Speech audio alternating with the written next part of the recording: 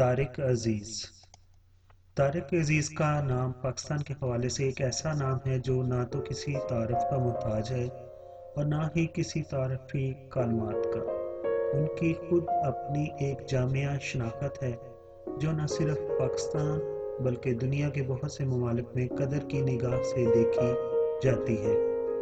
Film کا شعبہ ہو یا آرٹ و کلچر، ایکٹنگ، سٹیج، سیاسیات اور ٹیلی ویژن کے حوالے سے جو عزت و شہرت انہوں نے حاصل کی ہے وہ چند ہی لوگوں کے حصے میں آئی ہے۔ ان کی سحر زدہ مخصوص گرجدار آواز، ان کے بولنے کا انداز، ڈائلیگ ہو، نیوز پڑھنی ہو، موسم کا حال بتانا ہو یا کسی پروگرام کی اناؤنسنگ کرنی ہو، ان تمام عناصر کو اکٹھا کریں تو طارق عزیز بنتے ہیں۔ طارق عزیز 28 اپریل 1936 کو مشرقی پنجاب کے شہر جلندھر میں پیدا ہوئے۔ یہ شہر آج بھارت کا حصہ ہے۔ ان کے والد کا نام میاں عبدالعزیز تھا اور ان کی والدہ کا تعلق قندھار سے افغانستان سے تھا۔ پاکستان بننے کے بعد طارق عزیز کی تمام فیملی جلندھر سے شفٹ ہو کر پاکستان کے شہر ساہیوال میں آ گئی۔ ساہیوال کا نام اس وقت منٹگمری تھا جو کہ بعد میں صدر ایوب نے وہاں کی رہنے والی قوم جن کو ساہی کہتے ہیں ان کے نام پر دوبارہ بحال کر دیا۔ طارق عزیز کے والد نے ساہیوال سے ایک اخبار بھی شائع کیا جس کا نام سبیل نو کے نام سے تھا۔ طارق عزیز کا بچپن ساہیوال میں گزرا۔ انہوں نے ابتدائی تعلیم وہیں سے حاصل کی اور اسکول کے زمانے ہی سے اسکول میں کئی ڈراموں میں حصہ لیا۔ تعلیم سے فراغت کے بعد یہ روزگار کی تلاش میں لاہور آ گئے اور سب سے پہلے لاہور کے ایک اخبار میں انہوں نے بطور جرنلسٹ کام شروع کیا۔ کچھ عرصہ بعد یہ ریڈیو پاکستان سے وابستہ ہو گئے اور جب ان کی آواز کی گونج فضاؤں کو چیرتی ہوئی عوام کے کانوں تک پہنچی تو لوگ ان کی صداکاری پر حیرت زدہ رہ گئے۔ ریڈیو سے نکل کر یہ ٹی وی تک جا پہنچے۔ اسی دور میں ٹی وی اسٹیشن نیا وجود میں آیا تھا اور سب سے پہلے ٹی وی اسٹیشن کا افتتاح 1964 میں لاہور سے ہوا تھا اور طارق عزیز پاکستان ٹیلی ویژن کے سب سے پہلے اناؤنسر، نیوز ریڈر اور موسم کا حال بتانے والے شخص ہیں جن کو یہ اعزاز حاصل ہے۔ اس سحر انگیز آواز کو سن کر، ان کے بولنے کے انداز کو دیکھ کر معروف فلم ہدایتکار شہباب کرانوی نے انہیں فلم میں کام کرنے کی دعوت دی۔ یوں طارق عزیز سٹیج، ریڈیو، ٹی وی سے ہوتے ہوئے پاکستان فلم انڈسٹری کی طرف آ گئے اور یہاں ان کی سب سے پہلی فلم انسانیت کے نام سے ریلیز ہوئی۔ اپنی پہلی ہی فلم میں طارق عزیز نے پاکستان کی صف اول کی اداکارہ زیبا بیگم کے ساتھ کام کیا جو ان کا لیڈ رول تھا اور پوری فلم کی کہانی انہی کے کردار پر تھی، جبکہ اس فلم کے ہیرو وحید مراد تھے۔ اس کے علاوہ طارق عزیز نے فلم کٹاری میں کام کیا اور اس کے علاوہ فلم جو ان کی بہت سپر ہٹ فلم ہوئی وہ سالگرہ تھی۔ ان کی دوسری فلم زندگی تھی جو 10 مارچ 1968 کو ریلیز ہوئی۔ اب بات کرتے ہیں فلم سالگرہ۔ فلم سالگرہ پاکستان کی وہ فلم ہے جس میں پاکستان کے پریزیڈنٹ آصف علی زرداری نے وحید مراد کے بچپن کا کردار ادا کیا، یعنی چائلڈ آرٹسٹ کے طور پر انہوں نے کام کیا۔ پاکستانی فلم سالگرہ کو انڈین فلم میں جس میں کاپی کیا گیا ہے اس کا نام ہے بجرنگی بھائی جان، جو کہ سلمان خان کی فلم ہے اور نواز الدین صدیقی اس میں ایک جرنلسٹ کے روپ میں ہے۔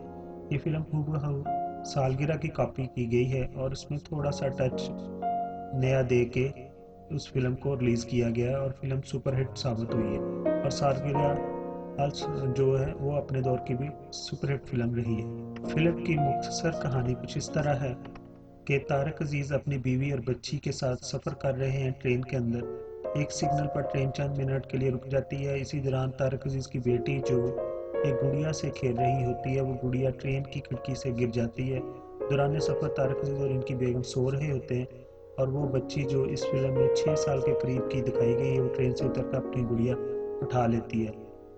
اگر کسی نے فلم بجرنگی بھائی جان دیکھی ہو تو یہ فلم سیم اسی طرح ہی ہے۔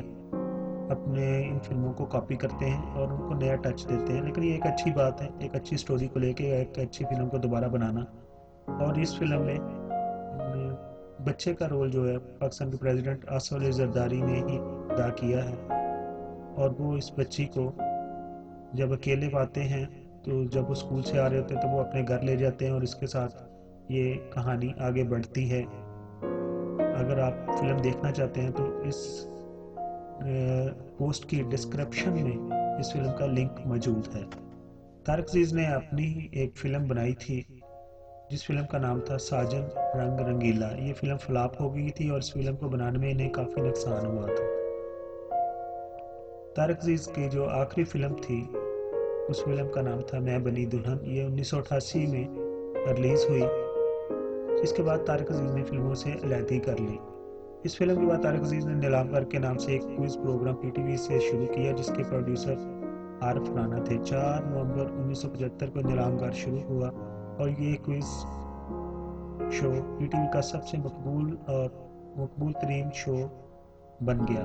طارق عزیز کا یہ کوئز پاکستان کے ہر گھر میں دیکھا جاتا تھا۔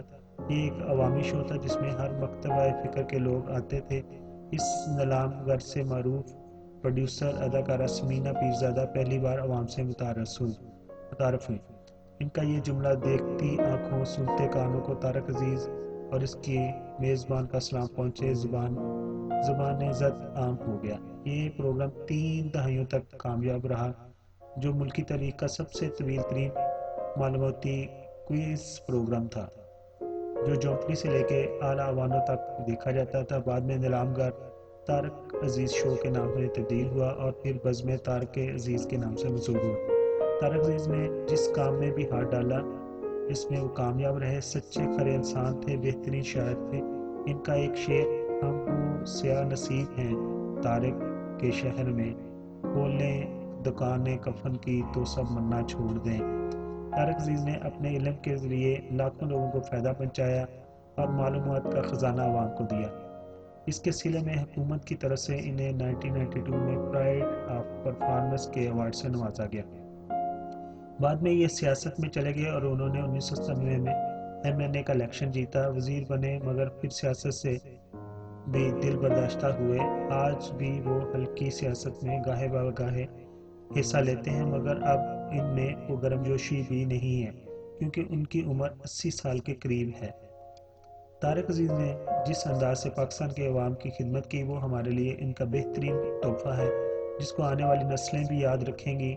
آج بھی ان کے پروگرام کے آخر میں ایک جملہ پاکستان زندہ باد کا فلک شگاف نعرہ کانوں میں گونجتا ہے، جو 3 دہائیوں سے ان کی حب الوطنی کی طرف مکمل گواہی دیتا ہے، اور ایک سچے ایماندار پاکستانی کی یہی پہچان ہے۔